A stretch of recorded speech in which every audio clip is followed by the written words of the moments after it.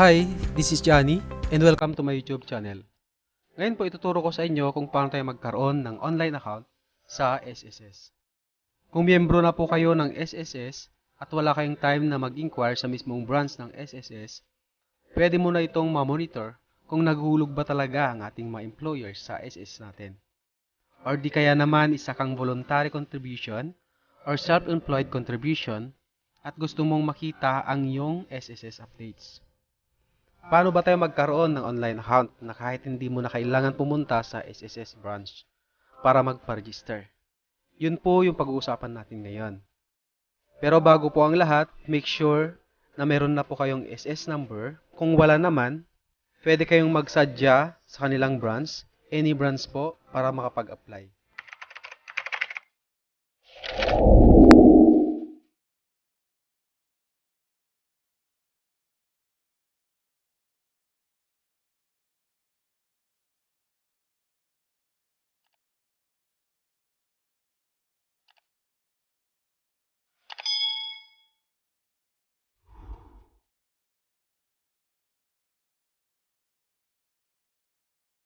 Una po, open natin ang ating browser, laptop man o cellphone ang gamit mo, i-type ang sss.gov.ph.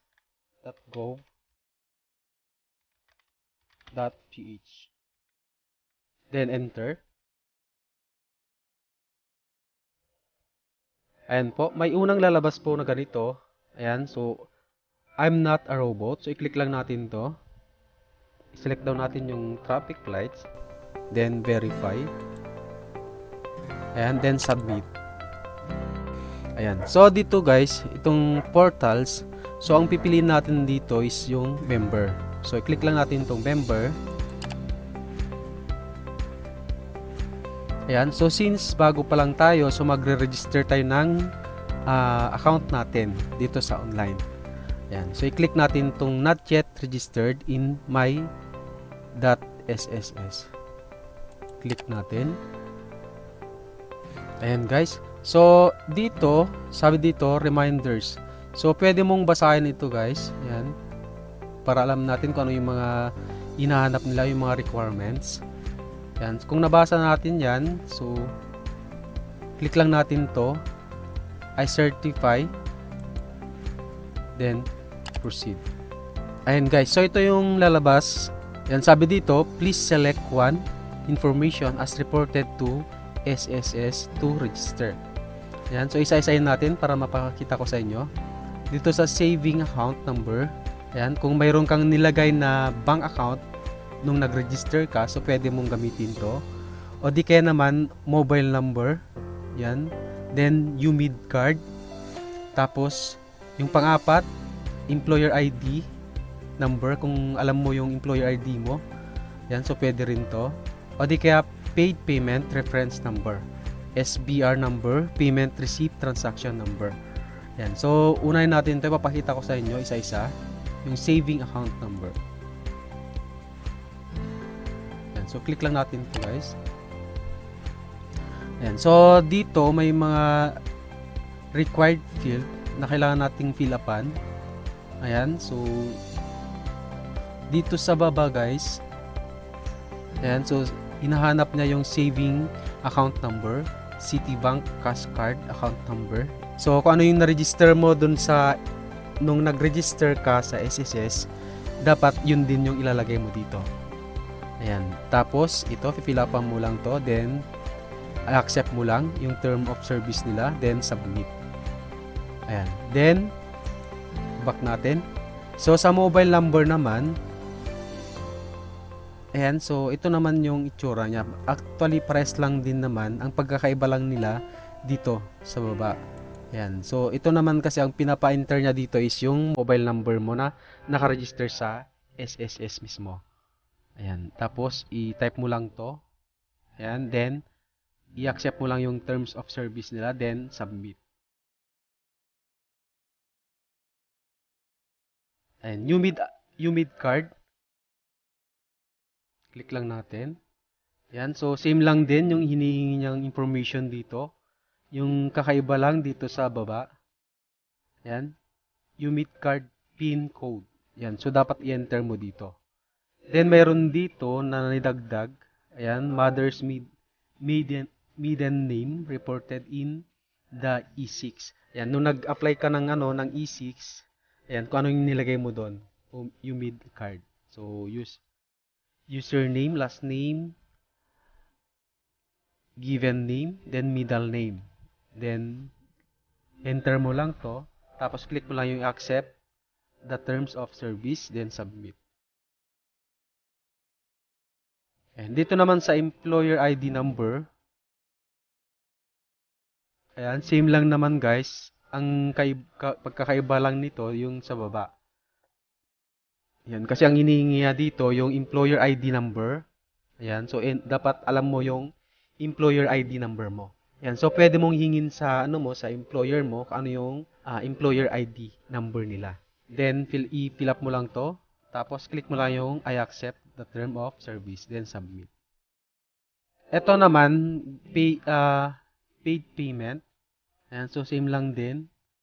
Ang ilalagay natin dito yung PRN. Ayan, kung halimbawa self-employed or voluntary contribution tayo, so nung nagbayad tayo, yun ang ilalagay natin kung ano yung gamit natin na PRN.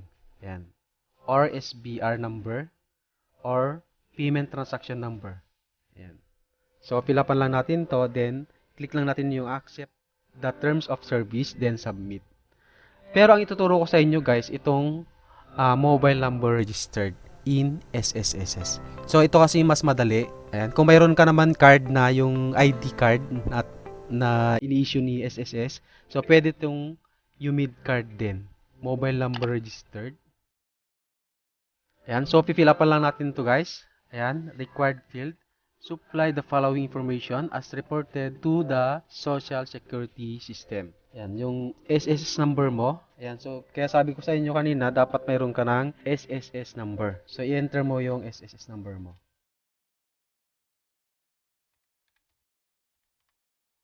Ayan, then email address. Kano yung gamit mong email address?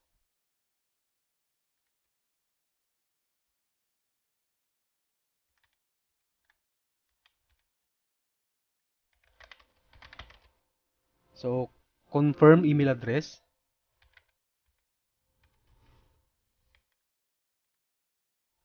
Ayan. Then dito sa preferred user ID, sabi dito, length must be 8 to 20 characters.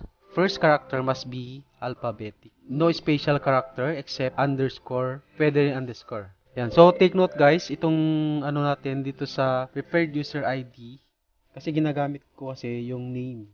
Yan. So pwede rin nun. Yan. For example, lalagyan mo lang ng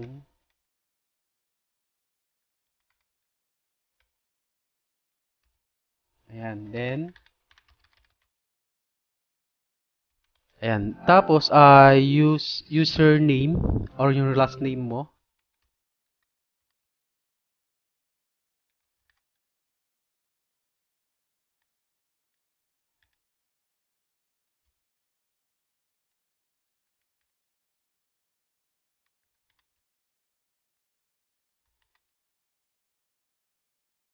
Tapos yung birthday, guys.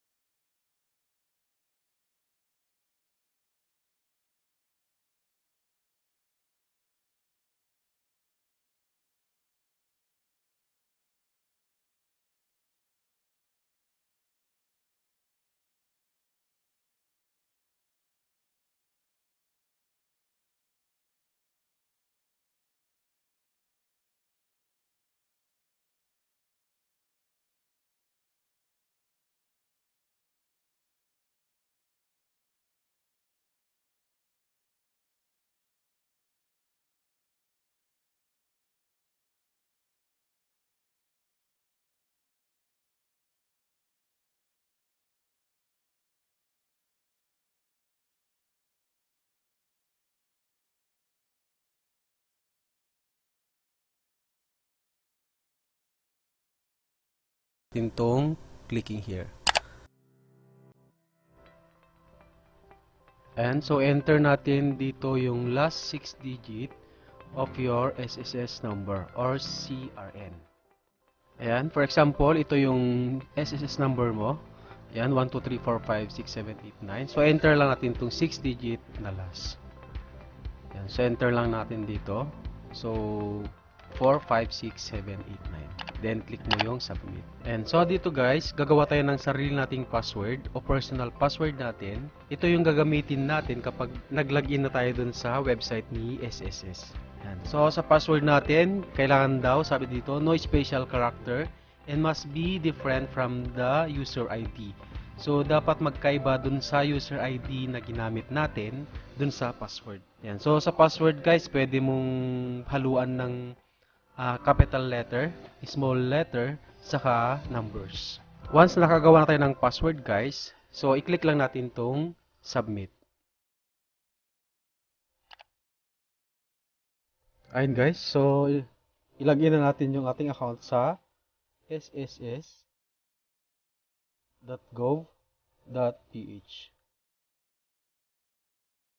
So meron na tayong username saka password. Ayan, then click mo yung I'm not a robot. Enter daw natin yung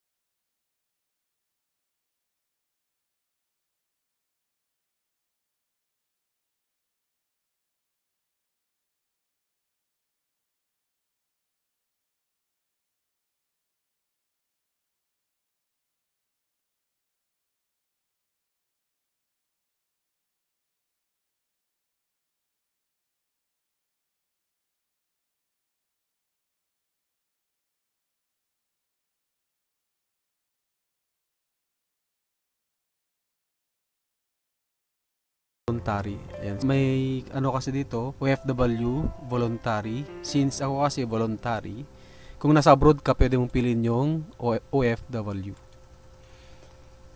Then, kung anong buwan yung babayaran mo. Ayan. So, actually, kung due date na, hindi mo na pwedeng babayaran. So, for example, January. Then, yung year, 2021. Then, January 2021. Then, select mo kung ano yung gusto mong ihulog. Kung magkano yung ihulog mo. For example, sabihin natin 390. Ayan. So, per month. Ayan. Then, submit. Ayan. So, members.sss.gov.ph says. Ayan. So, ito yung ano niya. Then, okay mo lang guys.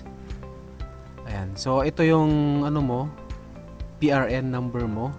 Actually, may mga online payment na pwede kang magbayad ng PRN. Ayan. So, ginagamit ko Union Bank or pwede rin sa GCash, pwede rin sa Paymaya.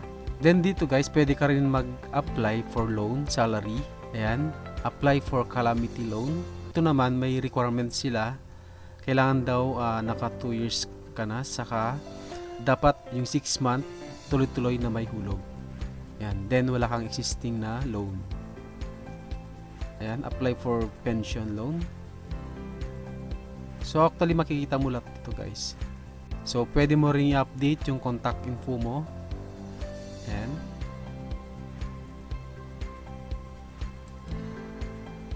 Ayan guys, so I hope na nakatulong tong video tutorial ko kung paano tayo mag-register ng account sa SSS. Ayan. Kahit hindi ka na pumunta sa branch nila, so pwede mo nang gawin dyan sa cellphone mo or dyan sa computer mo. Ayan, maraming salamat po and God bless.